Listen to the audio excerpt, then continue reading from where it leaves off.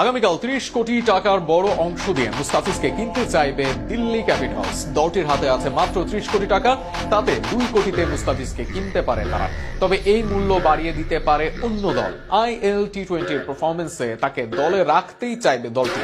যদিও বেশিরভাগ খেলোয়াড় ধরে রেখেছে, তবে এর আগে একই ফ্রাঞ্চাইজির হয়ে IPL-এও সফল ছিলেন ফিজ, তাই এবার আবারও দলে টানতে পারে এই বাঁহাতি বোলারকে।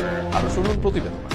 আগামীকাল IPL এর মিনি নিলাম, যেখানে অংশ নিতে প্রস্তুত সব ফ্রাঞ্চাইজি।